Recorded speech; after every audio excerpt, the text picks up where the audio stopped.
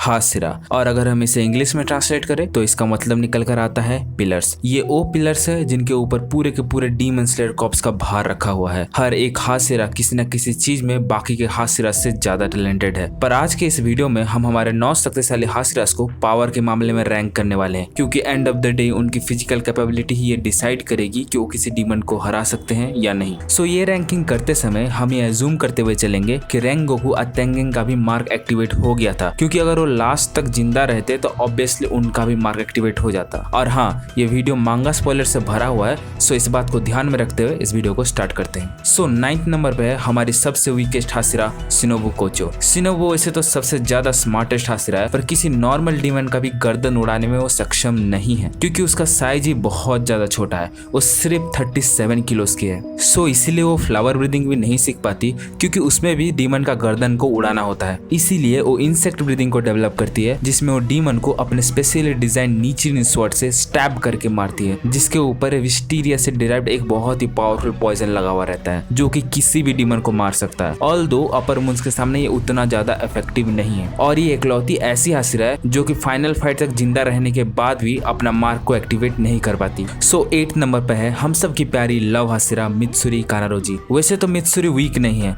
पर आगे आने वाले हासिरास बहुत ज्यादा पावरफुल है, इसलिए उसको इस लेवल पर रहना पड़ रहा है। मित्सुरी फिजिकली तो इतना पावरफुल नहीं दिखती, पर उसका मसल कॉन्सेंट्रेशन स्पेशल है। वो अपने साइज के नॉर्मल ह्यूमन से 8 गुना ज्यादा पावरफुल है। अगर ये पावर रिलेटेड रैंकिंग नहीं होता तो मित्सुरी इसमें सबसे ज्यादा ऊपर रैंक करती, क्योंकि उसके ब्रीदिंग स्टाइल को सीखने के लिए शायद अदर हासिरास को दूसरा जन्म लेना पड़ जाए। वैसे तो लव ब्रीदिंग फ्लेम ब्रीदिंग से डिराइव्ड है, पर फिर भी लव ब्रीदिंग में सबसे ज्यादा डिफेंसिव फॉर्म्स हैं। लेकिन फिर भी मुजान के साथ फाइनल फाइट में ज्यादा इन्वॉल्व ना होने की वजह से हमको इसे इसी लेवल पर रखना पड़ रहा है। सो 7th नंबर पे हमारा मिस्ट हासिरा तोकितो मोइचिरो। मोइचिरो एक बहुत ही टैलेंटेड हासिरा है, और एकलौता ऐसा हासिरा है जो कि तलवार उठाने के 2 महीने के अंदर अंदर हासिरा बन गया था। और कोकोशिवा के साथ अपनी आखिरी फाइट के दौरान भले ही वो कोकोशिवा के ऊपर कोई भी अटैक ना लैंड करवा पाया हो, पर ये वो हासिरा है जो कि 14 साल की एज में एक तो ट्रांसपेरेंट वर्ल्ड को एक्सेस करने में सक्षम हो जाता है, और दूसरा एक हाथ की ग्रिपिंग पावर से ब्राइट रेड ब्लेड को भी अचीव कर लेता है। पर इसका इस लेवल पर रहने का रीजन सिर्फ टाइम है।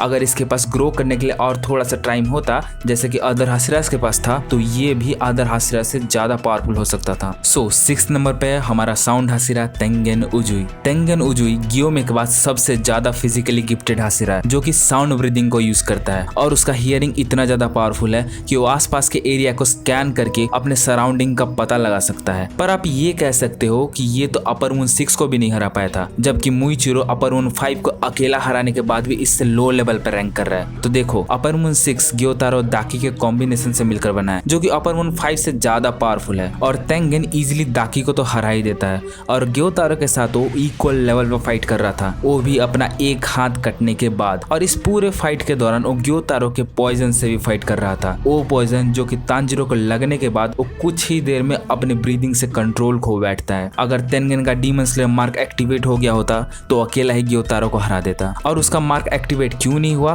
क्योंकि अभी तक तांजिरो का एक्टिवेट नहीं हुआ था। और सीरीज में साफ साफ एक्सप्लेन कर दिया गया है कि तांजिरो का मार्क एक्टिवेट होने के बाद ही वो बाकी सब हासिरास में स्प्रेड करता है। सो अगर उजुई तांजिरो से उसका मार्क एक्टिवेट होने के बाद मिला होता तो उसका भी मार्क फाइट के दौरान एक्टिवेट हो सकता था। सो 5th नंबर पे हमारा वाटर हासिरा ग्यू तोमियो का। ग्यू को तो हम जानते ही हैं कि आखिर वो कितना ज्यादा स्ट्रॉन्ग है। इन्फिनिटी कासल आर्क में अपना मार्क एक्टिवेट होने के बाद वो काफी देर तक अकेला ही आकाजा के साथ फाइट करता रहता है, जब तक तांजिरो आकाजा को हराने का तरीका नहीं ढूंढ लेता, और बाद में दोनों मिलके आकाजा का गर्दन काटने में सक्षम भी हो जाते हैं। और लास्ट में मुजान के साथ भी वो बहुत ही जबरदस्त फाइट करता है, और ये सब तब जब ये ना तो मोइचिरो जितना टैलेंटेड है और ना ही तेंगेन जितना फिजिकली गिफ्टेड। वो तो डीमन स्लेयर सिलेक्शन एग्जाम को भी अपने दम पर पार नहीं कर पाता। वो एक आम डीमन स्लेयर था जो कि अपने बेस्ट फ्रेंड साबितो के मरने के बाद बहुत ही जबरदस्त ट्रेनिंग करता है, और सिर्फ ट्रेनिंग के बलबूते ही इस लेवल पर राइज कर जाता है। सो 4th नंबर पे हमारा फ्लेम हासिरा क्योजिरो रेनगोकू। क्योजिरो बचपन से ही काफी ज्यादा स्ट्रॉन्ग था, और बिना किसी टीचर के सिर्फ बुक्स को पढ़ के वो फ्लेम ब्रीदिंग को मास्टर कर लेता है, और इतना ज्यादा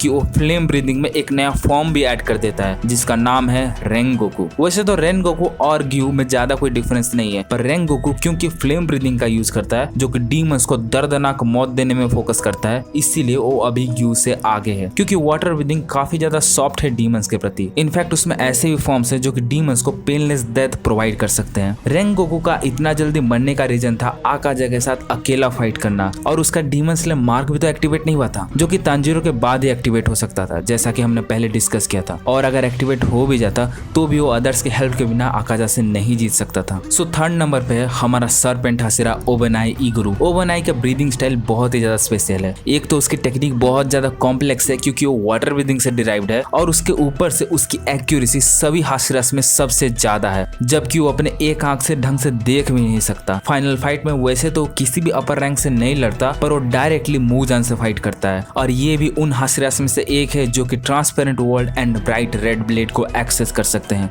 पर इसकी स्पेशलिटी ये है कि ये बंदा अपने दोनों आंख खोने के बाद भी मूजान के ऊपर एक्यूरेटली अटैक डिलीवर कर पा रहा था, वो भी अपने सांप के आंख का यूज करके, और बहुत भयानक लेवल पे इंजर होने के बाद भी वो आखिरी दम तक मूजान से लड़ता रहता है। सो सेकंड नंबर पे है सानामी शिनोजुकावा द विंड हाशिरा। सभी हाशिरास में ये सबसे ज्यादा एग्रेसिव हाशिरा है। इस चीज को तो हम फर्स्ट हाशिरा मीटिंग में भी देख चुके हैं जब ये नेजुको को टॉर्चर कर रहा था। पर ये बंदा सिर्फ एग्रेसिव नहीं है, बहुत ज्यादा स्किल्ड भी है, क्योंकि ये अकेला अपर मून 1 के साथ कुछ देर तक फाइट करने में सक्षम हो जाता है, वो भी तब जब उसका डीमन स्लेयर मार्क भी एक्टिवेट नहीं था। और उसके ऊपर से जब इसके ऊपर कोकोसिबा एक लीथल अटैक करता है जिसमें उसके ऑर्गन्स तक बॉडी से बाहर निकलने को हो रहे थे, तब सानामी अपने ऑर्गन्स को अपने मसल्स के जरिए समा होल्ड करते हुए कोकोसिबा के ऊपर अपने विंड ब्रीदिंग का यूज करते हुए बहुत सारे अटैक लॉन्च कर देता है, जिसके ऊपर कोकोसिबा उसे खुद कॉम्प्लीमेंट करके कहता है कि इसके बॉडी साइज के हिसाब से ये बंदा अपने मैक्सिमम पोटेंशियल पर पहुंच चुका है। उसके बाद गियो में भी फाइट को ज्वाइन करता है, अब फिर ये सब मिल के कोकोसिबा को हरा देते हैं। कोकोसिबा को हराने में इसका बहुत बड़ा योगदान था। इस फाइट के बाद भी वो रुकता नहीं है,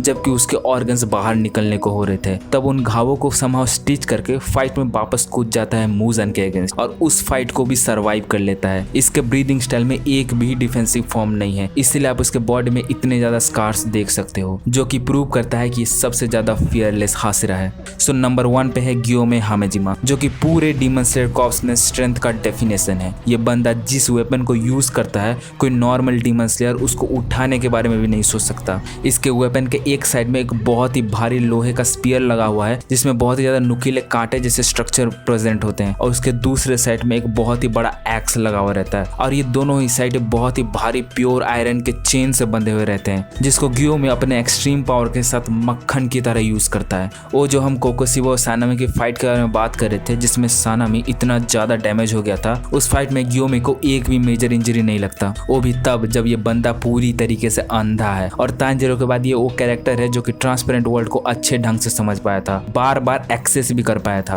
पर इतना पावरफुल होने के बाद भी ये सबसे ज्यादा सेंसिटिव हाशिरा है इमोशंस के मामले में, और इसीलिए आप इसको बार बार रोते हुए देख सकते हो। सो आज के लिए इस वीडियो को यहीं पे समाप्त करते हैं। अगर आपको कोई पॉइंट सही या गलत लगा तो प्लीज कमेंट करके जरूर बताना। सो मिलते हैं नेक्स्ट वीडियो में, तब तक के लिए बाय बाय।